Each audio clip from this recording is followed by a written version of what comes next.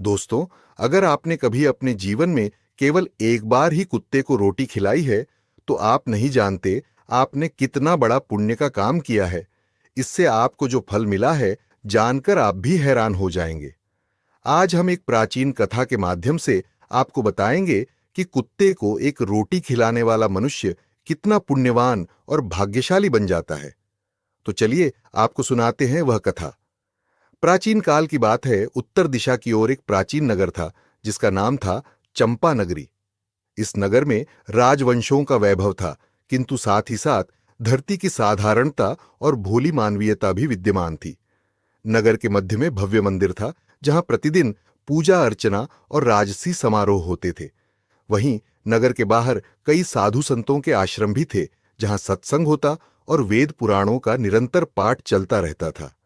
चंपा नगरी में धर्म और अधर्म के कई रूप देखे जा सकते थे। एक ओर सूर्यदेव की पहली किरण के साथ प्रभातकालीन वंदना होती, शंखनाद गूंजता, मंदिर की घंटियां बजतीं, तो दूसरी ओर मदिरालयों और मांस की दुकानों पर रात्रि को खूब चहल पहल रहती। कुछ लोग धर्माचरण करते थे, तो कुछ लोग विषय वासना और भोग विलास में लिप्त थे। इसी नगर के समीप एक वृद्ध व्यक्ति रहा करता था, जिसका नाम था हरिदास। हरिदास की आयु लगभग 70 वर्षों के पार हो चली थी। उसके बाल पक चुके थे, पीठ थोड़ी झुक गई थी और चेहरे पर झुर्रियों की रेखाएं उभर आई थीं। किंतु उसकी आंखों में एक अजीब सा भाव था। जहां एक ओर पश्चाताप की छाया थी, वहीं दूसरी ओर एक नई आशा का प्रकाश भी झलकता था। वह एक छोटी सी कुटिया में रहता था, जो नगर के दक्षिणी छोर पर थी। कुटिया के सामने ही एक प्राचीन पीपल का वृक्ष खड़ा था, जिसके पत्ते साल भर हरियाली से चमकते रहते थे और जिसकी शाखाओं पर सुबह शाम पक्षियों का कलरव गूंजता था। इसी पीपल के पास एक खुली जगह थी, जहां लोग कभी कभार बैठकर विश्राम कर लिया करते थे। हरिदास का जीवन बड़ा ही विचित्र रहा था। जवानी के दिनों में वह अत्यंत भोगी प्रवृत्ति का था। सुंदर वस्त्र पहनना, स्वादिष्ट भोज्य पदार्थों का सेवन करना, मदिरा पीना, मांस भक्षण, जुए में पैसा गंवाना और स्त्रियों के साथ व्यभिचार करना, ये सब उसके दैनिक जीवन के हिस्से थे। उसके लिए कोई भी पाप या पुण्य का भेद नहीं था। बस अपनी इच्छाओं की पूर्ति ही उसका एकमात्र लक्ष्य था। वह कई बार असमय जगह रहकर रात दिन नशे में डूबा रहता। नगर में उसे लोग उसकी दुर्व्यवहार और अपराधी प्रवृत्ति के कारण भी जानते थे। उसने लोगों से धन हड़पने के लिए अनेक छल किए थे। जमीन जायदाद को लेकर धोखाधड़ी तक कर डाली थी। वह अपने माता पिता का इकलौता बेटा था, किंतु उनके देहांत के बाद उसे कोई मर्यादा बांधने वाला न रहा। ऐसा नहीं था कि उसका हृदय पूरी तरह काला हो, पर जब काम वासना और लालच का अंधकार घना हो जाता है, तो विवेक का प्रकाश क्षीण पड़ जाता है। समय आगे बढ़ता गया। हरिदास की आयु ढलने लगी। धीरे धीरे उसका शरीर जर्जर होने लगा। जिन मित्रों के साथ उसने व्यभिचार और पाप का जीवन जिया था, वे सब धीरे धीरे उससे दूर हो गए। कारण था कि अब उसके पास न दौलत बची थी, न युवा आकर्षण, न ही भोग के साधन। नगर में अब वह अकेला और बेसहारा महसूस करता था। जिन लोगों से उसने कभी छल किया था, वे उसे देखकर कतराकर निकल जाते या तिरस्कार पूर्ण दृष्टि से देखते थे। हरिदास के भीतर कहीं न कहीं एक क्षीण अंतरात्मा जागी, जो उसे कचोटती कि उसने कितना कुछ गलत किया है। पर उसके भीतर यह साहस नहीं था कि वह सीधे मंदिर जाकर क्षमा मांग सके। नगर के बड़े बड़े विद्वान पंडित भी उसे देखकर घृणा भाव दिखाते, क्योंकि वे उसकी कुख्यात कहानियां सुन चुके थे। एक दिन ऐसे ही अपनी कुटिया के सामने बैठा हरिदास सोच रहा था कि उसका भविष्य क्या होगा। तभी उसकी दृष्टि सामने स्थित प्राचीन पीपल पर पड़ी। पीपल के पत्तों से हल्की हवा के साथ मधुर सुरसुराहट हो रही थी। ऐसी मान्यता है कि पीपल वृक्ष में देवताओं का वास होता है, विशेषकर भगवान विष्णु का। हरिदास के हृदय में न जाने क्यों एक कोमल भाव उमड़ आया। उसे लगा कि वह इस वृक्ष से कुछ संबल पा सकता है। उस दिन उसने पहली बार एक लोटा जल भरा और धीमे कदमों से जाकर पीपल के तने पर चढ़ाने लगा। जल चढ़ाने के समय उसकी आंखों में आंसू आ गए। उसे लगा जैसे वृक्ष ने स्वयं उसके आंसुओं को सोख लिया हो। वह वहीं जमीन पर बैठकर बोला, हे पीपल देव, मैंने जीवन भर पाप किया है। पता नहीं अब मुझे कोई क्षमा मिलेगी या नहीं, लेकिन मेरे मन ने आज कहा कि तुम्हारे चरणों में जल चढ़ाकर प्रायश्चित करूं। कृपा करके मुझे शांति दो। उसके इन शब्दों पर पीपल के पत्ते और भी तेजी से हिले, मानो इशारा कर रहे हों कि प्रकृति कभी किसी को अस्वीकार नहीं करती। उस दिन के बाद से हरिदास ने नियम बना लिया कि वह रोज सुबह उठकर स्नान करके पीपल को जल अर्पित करेगा। किसी बड़े कर्मकांड की उसे समझ नहीं थी, बस इतना जान गया था कि यह वृक्ष उसके अंतर मन को सुकून देता है।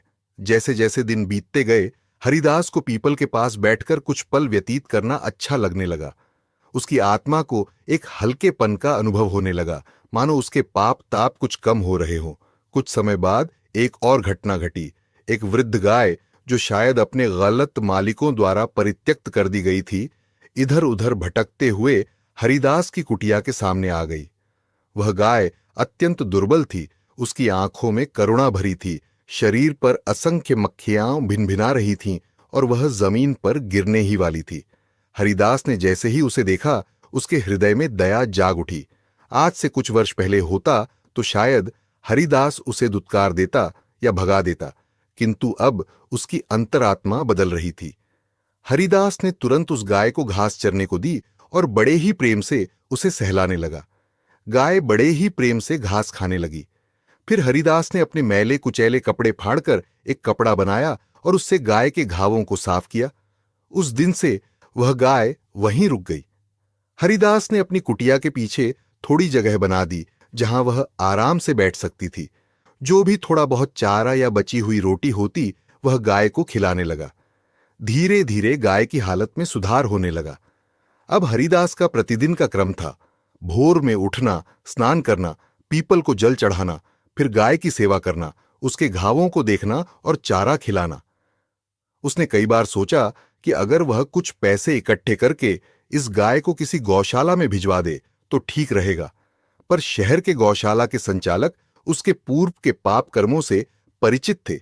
वे हरिदास पर भरोसा नहीं करते थे, न ही उस गाय को वहां रखने का आश्वासन देते। ऐसे में हरिदास ने तय किया कि अब यही गाय उसके जीवन का सहारा होगी। उसे इस वृद्ध गौ माता की सेवा करके कुछ पुण्य बटोरना चाहिए। समय बीता तो एक और प्राणी हरिदास की दैनिक जीवनचर्या में शामिल हो गया। वह था एक दुबला पतला भूरा कुत्ता। इस कुत्ते की आयु भी अच्छी खासी हो चली थी। हालांकि वह वृद्धावस्था में नहीं था, पर उसकी हालत बिखरी हुई लगती थी। उसके शरीर पर कई जगह घाव थे। वह नगर की गलियों में भटकता था। शायद कोई उसका मालिक था या उसने कभी किसी घर का दरवाजा देखा हो, पर अब उसे कोई अपनाता नहीं था। वह कभी कभी कूड़े में से कुछ खाने की कोशिश करता या राह चलते लोगों के फेंके टुकड़े बीन लेता। एक शाम वह हरिदास की कुटिया के सामने आ पहुंचा। हरिदास उस समय अपनी गाय को चारा खिला रहा था। कुत्ते की भूखी आंखें हरिदास को देखने लगीं। हरिदास का हृदय पिघल गया। उसने बची हुई रोटी निकाली और कुत्ते के आगे रख दी। वह कुत्ता बड़े प्रेम से रोटी खाने लगा। कुछ ही समय में वह रोटी समाप्त कर दी और पानी पीकर लौट गया। उस दिन से वह कुत्ता रोज संध्या के समय हरिदास की कुटिया के सामने आने लगा। हरिदास उसके लिए रोटी और कभी कभी बची हुई सब्जी भी रख देता। कुत्ते को भी एक आसरा मिल गया था। इस तरह हरिदास, जो कभी हिंसा, व्यभिचार और पाप का प्रतीक रहा करता था, अब अपनी जीवन संध्या में गौमाता और कुत्ते के प्रति दया दिखाने वाला करुण हृदय व्यक्ति बनता जा रहा था। उसे लगता था जैसे उसका मन दिन प्रतिदिन निर्मल हो रहा है। वर्षों बीते, हरिदास की शारीरिक शक्ति और भी क्षीण हो गई, किंतु उसके हृदय में अध्यात्म की जिज्ञासा बढ़ती जा रही थी। जब तक वह जीवित रहा, उसने नित्य पीपल को जल चढ़ाना न छोड़ा, उस गौ माता की सेवा में लगे रहना न छोड़ा और उस भूखे कुत्ते को रोटी खिलाना न छोड़ा। पर इस संसार में हर प्राणी को एक दिन मृत्यु का वरण तो करना ही पड़ता है। इसी क्रम में एक दिन हरिदास अचानक बीमार पड़ गया। उसकी सांसें उखड़ने लगीं, पूरे शरीर में कंपन हो रहा था। उसके पास कोई साथी सहारा न था सिवाय उस गाय के, उस कुत्ते के और सामने खड़े पीपल के। हरिदास की कुटिया में कोई संतान भी नहीं थी। वह अंतिम पल गिन रहा था। रात का समय था, हल्की चांदनी फैली हुई थी। पीपल के पत्ते मंद मंद हवा से हिल रहे थे। गाय पास में खड़ी होकर हरिदास को एकटक देख रही थी। उसकी आंखों में जल भरा था, मानो वह समझ रही हो कि हरिदास का अंत समय निकट है। कुत्ता भी कुटिया के द्वार पर खड़ा हुआ पूंछ हिलाए बिना शांत भाव से जैसे प्रार्थना कर रहा हो कि उसका मित्र कष्ट से मुक्त हो जाए। अचानक ही हरिदास के मुंह से कराह की आवाज आई और कुछ क्षणों में उसकी सांसें थम गईं। वह इस लोक से विदा हो गया। जैसे ही हरिदास की मृत्यु हुई, वातावरण में एक अजीब सी उदासी छा गई। रात गहरा गई और तभी एक तेज आभा के साथ कुछ आकृतियां आकाश से अवतरित हुईं। वे यमदूत थे, काले रंग के, भयानक चेहरे वाले, हाथों में पकड़ने के लिए पाश लिए हुए। उन्होंने धरती पर आते ही हरिदास की निष्प्राण देह को देखा और उसकी सूक्ष्म आत्मा को बुलाने लगे। गौ माता ने भयभीत होकर उनकी ओर देखा। कुत्ता भौंकने लगा, पर यमदूतों पर इन सब का कोई असर न था। यमदूत आत्मा को पकड़कर आकाश में उड़ने को तत्पर हुए। उसी क्षण कुत्ता और गाय दोनों को अत्यंत दुख हुआ। पीपल के पत्तों में भी कंपन बढ़ गया। ऐसा जान पड़ता था मानो पीपल भी विलाप कर रहा हो। तब पहली बार कुछ अद्भुत घटा। वह वृद्ध गाय, जो अब तक मौन ही थी, बोली, ये तो वही हरिदास है जिसने मेरी सेवा की, मेरी जान बचाई। अब ये पापी कैसे हो सकता है? ये तो दयालु था। कुत्ता उसकी बात सुनकर बोला, हाँ गौ माता, मैंने भी इसी की कुटिया में जीवन पाया है। यह मुझे रोज रोटी खिलाता था। मुझे तो यह मनुष्य बड़ा भला लगा। इसके बारे में सुना है कि पहले यह पाप करता था, परंतु अंत में तो इसके हृदय में करुणा थी। पीपल के पत्ते सरसराते हुए बोले, मैं वर्षों से देख रहा हूं, इसने मेरे नीचे बैठकर पश्चाताप के आंसू बहाए हैं। मुझे नित्य जल अर्पित किया है। इसके हृदय में परिवर्तन हुआ था। इसके पापों का अंत होना चाहिए, किंतु अब यमदूत इसे ले जा रहे हैं। गाय चिंता जताते हुए बोली, हमें कुछ करना चाहिए। यदि यह सचमुच पापी था तो इसकी भावना अंत में शुद्ध हो गई थी। शायद यमराज को पूरी बात पता नहीं। हमें वहां जाकर बताना चाहिए कि हरिदास ने अंततः धर्म का पालन किया था। कुत्ते ने उत्साह से कहा, हां गौ माता, तुम सच कहती हो। हमें यमलोक जाकर यमराज से निवेदन करना चाहिए कि वह हरिदास के पुण्य को भी देखें। यह सुनकर पीपल ने हल्की हवा की सरसराहट में सहमति प्रकट की। मैं तो स्थूल रूप में यह धरा पर स्थित हूं, किंतु मेरी चेतना वहां भी पहुंच सकती है। किंतु तुम दोनों जा सकते हो। जाओ और यमराज को बताओ कि हरिदास की सेवा और पश्चाताप का फल उसे मिलना ही चाहिए। मेरे अंदर यमलोक जाने के लिए एक गुप्त मार्ग स्थित है। तुम उसी मार्ग से यमलोक को प्रस्थान करो और यमराज से हरिदास की आत्मा को मुक्ति दिलाने की प्रार्थना करो। फिर गाय ने कृतज्ञता से पीपल को प्रणाम किया और कुत्ते को साथ लेकर चल पड़ी। पीपल के भीतर एक गुप्त मार्ग प्रकट हुआ और वे दोनों उसी मार्ग से यमलोक के लिए निकल पड़े। पहले गाय ने पीपल के भीतर प्रवेश किया और उसके बाद कुत्ते ने भी उस मार्ग में प्रवेश किया। उधर हरिदास की आत्मा को ले जाते यमदूत भयानक मार्ग से गुजर रहे थे। चारों ओर अंधकार, चीख पुकार और नीचे भयंकर अग्निकुंडों के दर्शन हो रहे थे। हरिदास ने भयभीत होकर यमदूतों से कुछ कहने की कोशिश की, पर वे कठोरता से बोल पड़े, चुप रहो पापी, तुम्हारी जगह नरक में है। वहां तुम्हारे पापों का दंड तुम्हें अवश्य मिलेगा। हरिदास ने कराहते हुए कहा, मैं मानता हूं कि मैंने पाप किए हैं, पर मैंने अंत में प्रायश्चित भी किया। यमदूत हंसने लगे, यह यमलोक का निर्णय करेगा। हम तो बस आदेश का पालन करते हैं। यमराज की आज्ञा है कि तुझे वहां ले जाई, जहां तेरे कर्मों का हिसाब होगा। इस बीच गाय और कुत्ता एक अनजाने लोक में प्रवेश कर चुके थे। यह स्थान धुंधला सा प्रतीत हो रहा था, किंतु कुछ कदम आगे जाने पर एक विशाल सभागृह जैसा प्रकाशमान क्षेत्र दिखा। वहां एक सिंहासन पर विराजमान थे धर्मराज, यमराज। उनके मुखमंडल पर रोबीला तेज था, सिर पर मुकुट, गले में स्वर्ण आभूषण और शरीर पर पीत वस्त्र थे। साथ ही उनका रूप ऐसा था कि कठोर न्याय के देवता भी दिखते और साथ ही दिव्य कृपा भी। उनके समीप चित्रगुप्त उपस्थित थे, जो एक विशाल पोथी में जीवों के कर्मों का लेखा जोखा रखते थे। कुछ ही क्षणों में यमदूत हरिदास की आत्मा को वहां लाकर उपस्थित कर देते हैं। हरिदास घबराता हुआ देखता है कि उसके चारों ओर कई और आत्माएं खड़ी हैं जो अपना न्याय सुन रही हैं। वह अपने पापों को स्मरण कर कांप उठता है। तभी यमराज गंभीर स्वर में कहते हैं, हरिदास, तुम्हें मालूम है कि क्यों लाया गया है तुम्हें यहां?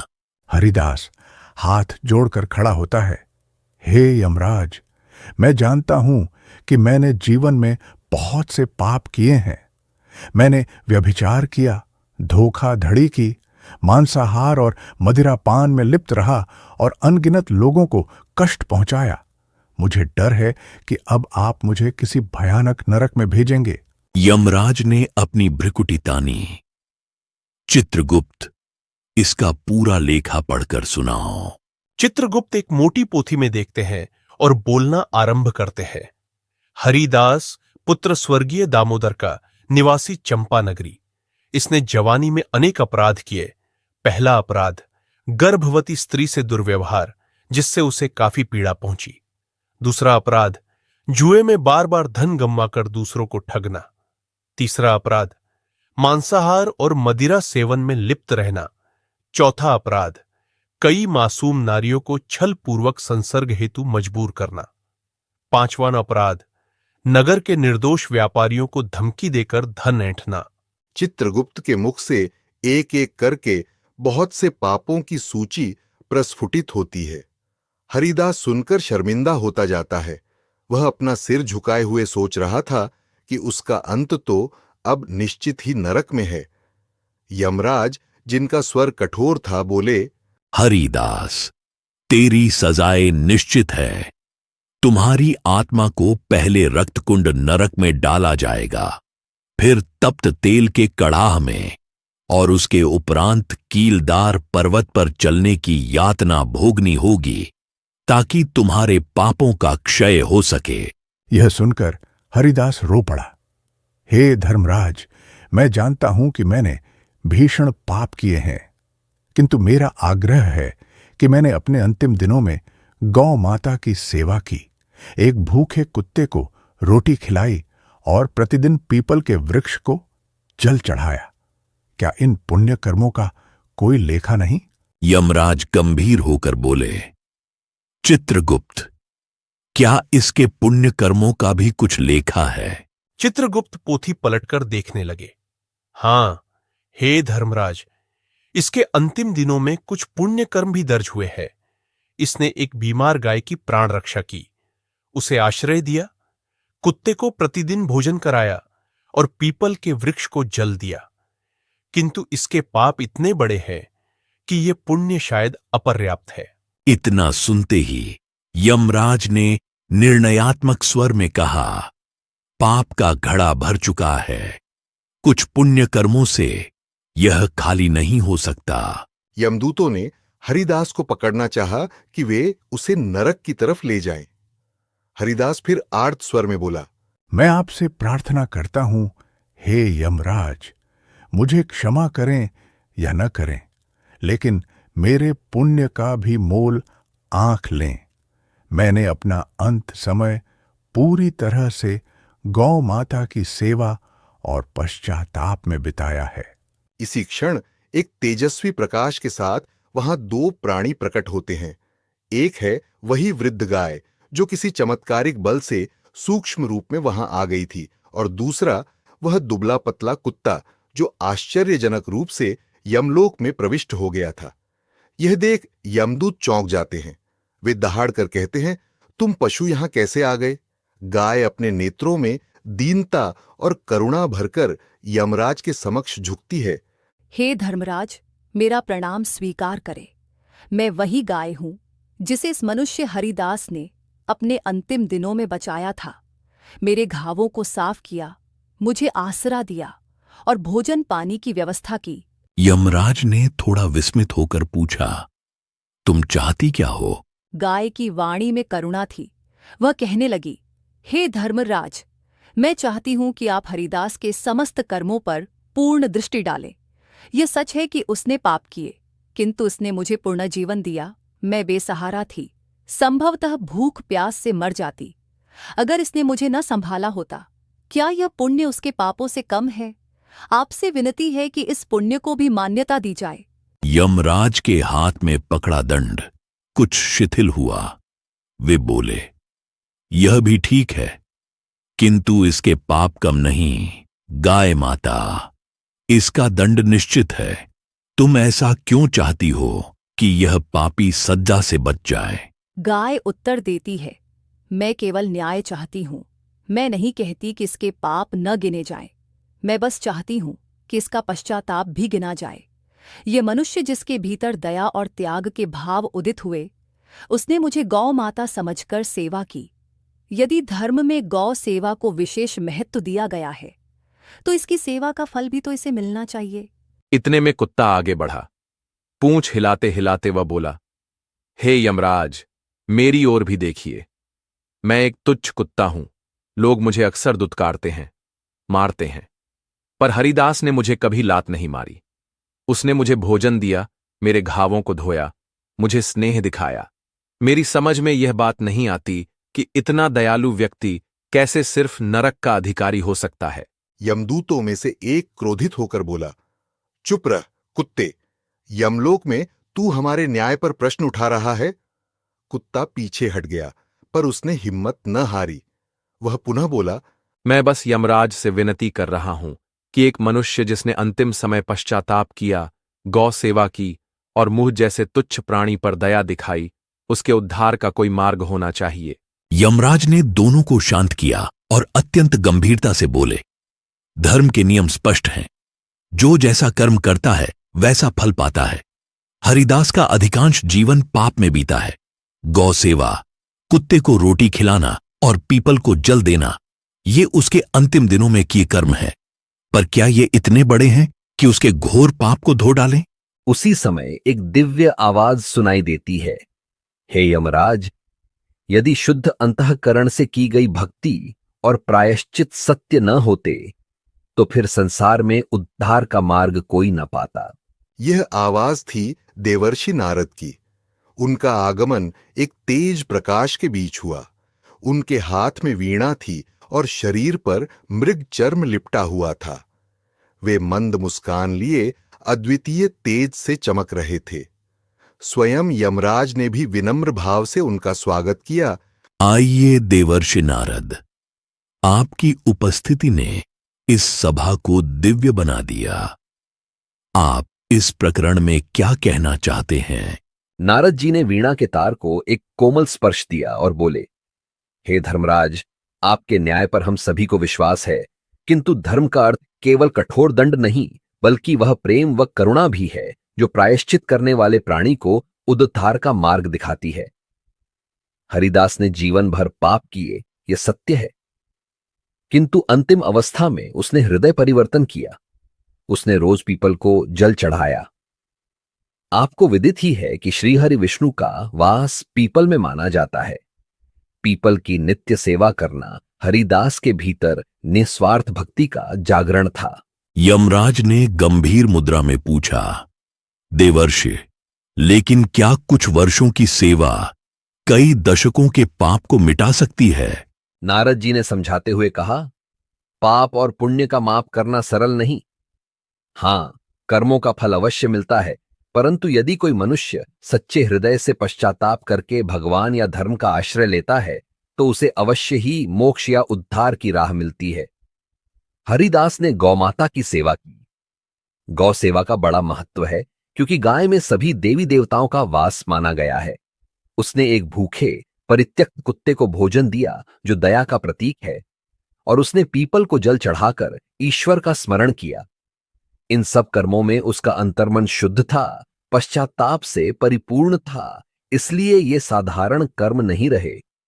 ये तो ऐसे पुण्य हैं जिनमें पूर्ण समर्पण झलकता है। यमराज कुछ सोच में डूबे हुए प्रतीत हुए। वे बोले, देवर्षि नारद, आपकी बातों का मैं सम्मान करता हूं, परंतु धर्म का पालन मेरी स्वाभाविक जिम्मेदारी है। यदि ऐसे ही सब पापियों को क्षमा कर दूं, तो संसार में अधर्म फैल जाएगा। नारद जी ने उत्तर दिया, हे यमराज, क्षमा और दया भी धर्म का ही अंग है। यदि कोई प्राणी अंत तक पाप में लिप्त रहता तो उसे क्षमा न मिलती, पर यहां तो बात प्रायश्चित की है जो यह हृदय से कर चुका है। जैसे लौह अयस्क भी अग्नि की भट्टी में पिघलकर नया रूप ले लेता है, वैसे ही पापी प्राणी भी प्रायश्चित की ज्वाला में तपकर अपनी आत्मा को शुद्ध कर सकता है। इतना ही नहीं, इसने पीपल वंदना के माध्यम से प्रभु का आशीर्वाद भी पाया है। क्या आप इसे पूर्ण रूप से अनदेखा कर सकते हैं? यमराज कुछ नरम पड़े। उन्होंने चित्रगुप्त की ओर देखा। चित्रगुप्त, हरिदास के पाप कितने भारी हैं और पुण्य कितने? चित्रगुप्त बोले, हे धर्मराज, पाप भारी है, किंतु अंत के पुण्य कर्म भी अत्यंत प्रभावशाली है, क्योंकि ये सेवा और श्रद्धा से पूर्ण है। इसके पाप वास्तव में घोर है, किंतु इसका अंतिम कालीन प्रायश्चित और गौ सेवा, कुत्ते की सेवा तथा पीपल आराधना, ये सब बहुत ही शुभ कर्म है। हमें यह भी स्मरण रखना चाहिए कि गौ माता को आश्रय देकर इसने परोपकार किया है, जिसके पुण्य से कई जन्मों के पाप भी धुल जाते हैं। साथ ही पीपल को जल चढ़ाना भगवान के निकट का मार्ग माना गया है। संभवतया इसके हृदय में जो भक्ति जागी वह निष्कपट थी, अतः इसके पापों को आंशिक रूप से ही सही, लेकिन नष्ट करना उचित होगा। यमराज ने धीरे से दाढ़ी सहलाते हुए कहा, देवर्षि नारद, आपकी बातों और चित्रगुप्त के विश्लेषण से मैं भी सोचने पर विवश हूं।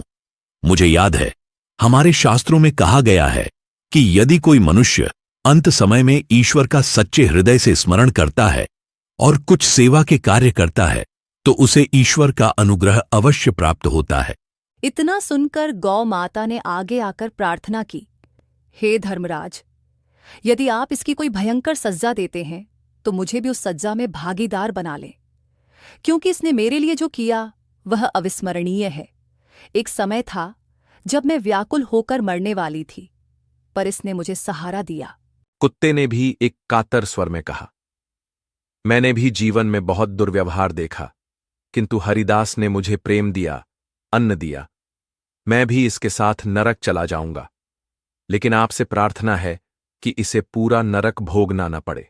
यमराज ने इन पशुओं का निष्कपट प्रेम और भक्ति भावना देखी तो उनका हृदय पसीज गया। उन्होंने अपने दंड को नीचे रखा और घोषणा की, हरिदास, तुम्हारे पाप बड़े हैं, परंतु तुम्हारे अंतिम जीवन में किए गए पुण्य कर्मों का भी मूल्य है। गौ माता की सेवा, कुत्ते को भोजन देना और सर्वाधिक महत्वपूर्ण पीपल को नित्य जल चढ़ाना और उसकी पूजा करना, ये सब कर्म तुम्हारे अंतर्मन की शुद्धि का प्रमाण है। अतः मैं तुम्हें नरक न भेजकर स्वर्ग में स्थान देता हूं, जहां तुम अपनी आत्मा को और शुद्ध कर सकते हो। यह सुनकर गाय और कुत्ता आनंदित हो गए। गौ माता ने हर्ष से सिर ऊंचा उठाया और कुत्ते ने खुशी में दुम हिलाई। हरिदास की आंखों से आंसू बह निकले। वह यमराज को प्रणाम करता हुआ बोला, हे धर्मराज, आपका अनुग्रह असीम है। मैं आपका बहुत आभारी हूं। मैं वचन देता हूं कि आगे भी किसी भी जन्म में कभी पाप की राह न लूंगा। यमराज ने कहा, तुम्हारे भावों की परीक्षा हो चुकी है। जाओ, स्वर्ग के द्वार पर तुम्हारे लिए मार्ग खुला हुआ है। उसी समय देवर्षि नारद ने मधुर वीणा के स्वर छेड़ दिए, मानो ईश्वर की महिमा गाई जा रही हो। उन्होंने मुस्कान के साथ कहा, जो भी अंत समय में निःस्वार्थ भाव से प्रभु का स्मरण करता है, प्रकृति एवं प्राणियों की सेवा करता है, वह निश्चित ही प्रभु के पास जाता है। उधर गाय और कुत्ता भी आत्मिक रूप से प्रसन्न थे। गौ माता बोली, हे कुत्ते, तुम देखो, धर्मराज ने हमारे वचन सुने और हरिदास को मुक्त कर दिया। ये उसी न्याय का प्रमाण है जिसे संसार में सर्वोच्च माना जाता है। कुत्ते ने सहमति में सिर हिलाया। हां गौ माता, मैं भी अत्यंत खुश हूं कि हमने सच्चे हृदय से जो सत्य कहा उसे यमराज ने माना। हरिदास ने हमारी सेवा की थी, हमें बचाया था। हमारा कर्तव्य था कि हम उसकी सच्चाई प्रकट करें। तभी यमराज ने उन दोनों को देखकर कहा, हे गौ माता, हे कुत्ते, तुम दोनों ने आज एक उत्तम उदाहरण प्रस्तुत किया है। जिसने तुम्हारी सेवा की, तुमने उसके लिए सत्य का पक्ष लिया।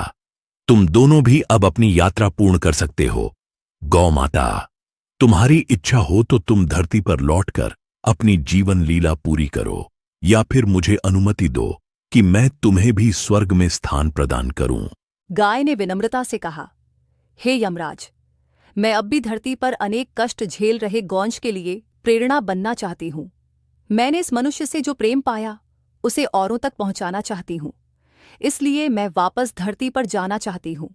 कुत्ते को देखकर यमराज बोले, और तुम कुत्ते क्या चाहते हो? कुत्ते ने दीनता से कहा, हे धर्मराज, मैं भी धरती पर रहकर मनुष्य को याद दिलाना चाहता हूं कि यदि वे दया दिखाएं तो बदले में उन्हें सच्ची मित्रता मिल सकती है।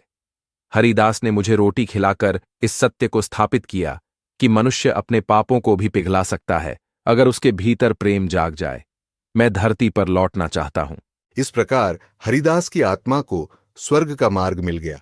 गाय और कुत्ता वापस धरती पर लौट गए और वहां उनका सूक्ष्म रूप हरिदास की कुटिया के पास प्रकट हुआ। इधर पीपल ने भी अपने पत्तों की सरसराहट से संतोष जताया। उसे लगा मानो उसकी दैनिक जल सिंचाई व्यर्थ नहीं गई। हरिदास के जीवन में जो परिवर्तन आया वह इसी पीपल की पूजा अर्चना से विकसित हुआ था। धरती पर लोगों ने देखा कि हरिदास की मृत्यु के दूसरे दिन उसकी लाश कुटिया में पड़ी थी। कुछ पड़ोसी एकत्र हुए और उन्होंने हरिदास के अंतिम संस्कार की व्यवस्था कर दी। यद्यपि हरिदास के प्रति लोगों के मन में बहुत सम्मान नहीं था, क्योंकि वे उसके पुराने पापों से परिचित थे, फिर भी आस पड़ोस के 4-5 लोगों ने मिलकर उसका दाह संस्कार ठीक ढंग से कर दिया। उन्हें नहीं पता था कि अदृश्य लोक में हरिदास को स्वर्ग प्राप्त हो चुका है। धीरे धीरे यह कथा नगर में फैल गई कि हरिदास ने अपने अंतिम दिनों में गौ सेवा की और पीपल को जल चढ़ाया था। कई लोगों ने तब उस गाय की दशा देखी जो अब स्वस्थ लग रही थी, और वे चकित थे कि कैसे वह फिर से शक्ति पा गई। लोगों ने देखा कि वही कुत्ता अभी भी हरिदास की कुटिया के आसपास घूमता है, मानो किसी परिचित की याद में हो। कई श्रद्धालुओं ने उस पीपल के वृक्ष के नीचे बैठकर ध्यान करना शुरू किया। देखते ही देखते उस जगह का महत्व बढ़ गया और लोग कहने लगे कि यहां एक पापी व्यक्ति का हृदय शुद्ध हो गया था। जल्द ही वहां एक छोटा सा मंदिर बन गया, जहां गौ माता को चारा और कुत्ते को भोजन दिया जाने लगा। उधर स्वर्ग लोक में हरिदास का प्रवेश हुआ।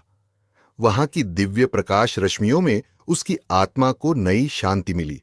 उसे देवताओं की सभा में ले जाया गया। हरिदास ने स्वर्ग की विभूति देखी, जहां चारों ओर मधुर संगीत, पुष्पों की सुगंध, कल कल बहती नदियां थीं। एक बार उसे लगा कि क्या वह सच में इस स्थान का अधिकारी है। उसने तो जीवन भर पाप ही किए थे, पर अंत में प्रायश्चित किया था। फिर उसे स्मरण हुआ कि भगवान का अनुग्रह उन्हें ही मिलता है जो सच्चे हृदय से पश्चाताप करते हैं। उसने मन ही मन भगवान विष्णु को प्रणाम किया, जिनका अंश पीपल में विराजता है, और गौ माता को भी याद किया, जिसके सेवा से उसे मुक्ति मिली। स्वर्ग में रहकर भी हरिदास के मन में उस दिन का स्मरण बार बार आता जब वह नशे में डूबा रहता था, और फिर कैसे एक दिन उसने जल लेकर पीपल की जड़ में अर्पित किया था। उसे यह समझ में आ गया कि जीवन का असली अर्थ भक्ति, सेवा और पश्चाताप में है, न कि भोग विलास और वासनाओं में। वहां स्वर्ग में उसे एक दिव्य दृष्टि भी मिली, जिससे उसने देखा कि पृथ्वी पर कई लोग उसकी कथा सुनकर प्रेरित हो रहे हैं, गौ सेवा और पेड़ों की पूजा करने लगे हैं, और कुत्ते जैसे जीवों को रोटी खिलाकर पुण्य प्राप्त करने का प्रयास कर रहे हैं। यह देखकर हरिदास की आत्मा को अत्यंत प्रसन्नता हुई। गाय, जो वापस पृथ्वी पर रह रही थी, नगरवासियों से प्रेम और सेवा पा रही थी। कुछ भले लोगों ने मिलकर एक छोटा सा गौशाला बना दिया, जहां वह वृद्ध गाय शेष जीवन शांति से व्यतीत करने लगी। कुत्ता भी अब उतना विपन्न नहीं था। कई लोग उसे रोटी खिलाते, पर वह सबसे अधिक समय हरिदास की कुटिया के पास ही बिताता, जहां उसे एक ऐसा स्नेह भरा वातावरण प्रतीत होता था मानो हरिदास की स्मृतियां वहां अब भी बसी हुई हों। पीपल का वृक्ष तो वैसे ही अखंड रूप से खड़ा था, और भी घना, और भी विशाल, और भी हरा भरा। वह मानो साक्षी था उस परिवर्तन का जो एक पापी व्यक्ति के जीवन में घटित हुआ। इस कथा में हमें यह शिक्षा मिलती है कि भगवान को किसी के बीते हुए पापों से उतनी परवाह नहीं जितनी उसके वर्तमान के शुद्ध आचरण से। गौ माता, कुत्ता और पीपल जैसे प्रतीक यह दिखाते हैं कि छोटी छोटी परोपकारी क्रियाएं भी हमारे लिए बड़े से बड़े पाप का प्रायश्चित बन सकती हैं, बशर्ते वे सच्ची श्रद्धा और करुणा के साथ की गई हों। गौ माता को सहेजना, कुत्ते जैसे प्राणी को भोजन देना, पीपल को जल चढ़ाना, ये सब तो वही रूप हैं जिनमें ईश्वर और मानवता का सिद्धांत समाया हुआ है। इस तरह बूढ़ा हरिदास, जिसने जवानी में व्यभिचार, नशा, मांसाहार जैसे असंख्य पाप किए थे, अंततः स्वर्ग का अधिकारी बना। उसका उदाहरण समस्त मनुष्यों के लिए प्रेरणा बन गया कि भले ही हम जीवन के किसी मोड़ पर कितने भी गिर जाएं, फिर भी यदि अंतिम क्षण तक हमारे भीतर सुधार का संकल्प जागे और हम उसे निष्कपट भाव से पूरा करें, तो ईश्वर की कृपा अवश्य मिलती है। इस प्रकार यह दिव्य कथा यहां समाप्त तो होती है, किंतु इसका संदेश अनंत है। यह बताती है कि धर्मराज का न्याय कठोर अवश्य है, मगर प्रेम से, सेवा से, पश्चाताप से और ईश्वर भक्ति से बड़े बड़े पाप भी धुल जाते हैं। गौमाता, कुत्ता और पीपल, ये तीनों भगवान की रचनाओं के ऐसे रूप हैं जिनके माध्यम से मनुष्य अपने भीतर की करुणा जागृत कर सकता है। कोई भी मनुष्य इतना अधम नहीं कि वह ईश्वर की कृपा से वंचित रह जाए, बशर्ते वह स्वयं को बदलने का प्रयास करे। अतएव जो लोग इस कथा को सुने, वे भी अपने जीवन में कुछ न कुछ पुण्य के कार्य करें। किसी भूखे प्राणी को भोजन दें, किसी गौ माता की सेवा करें, किसी पेड़ की रक्षा करें। जब हृदय में प्रेम प्रकट होता है तो पाप दूर भागते हैं और आत्मा पर पड़े कलुष के बादल छूटने लगते हैं। यही इस पुरातन कथा का सार है। पाप का भार बहुत बड़ा हो सकता है, पर परमात्मा की करुणा उससे भी बड़ी है। यदि अंत तक भी मनुष्य ने सच्चा हृदय पा लिया तो स्वर्ग के द्वार उसके लिए खुल सकते हैं। यही संदेश लेकर यह प्राचीन कथा युगों युगों तक जीवित रहेगी। तो दोस्तों, उम्मीद है आपको यह कथा पसंद आई होगी। वीडियो को लाइक जरूर करें और कमेंट में जय श्री हरि विष्णु अवश्य लिखें। साथ ही चैनल को सब्सक्राइब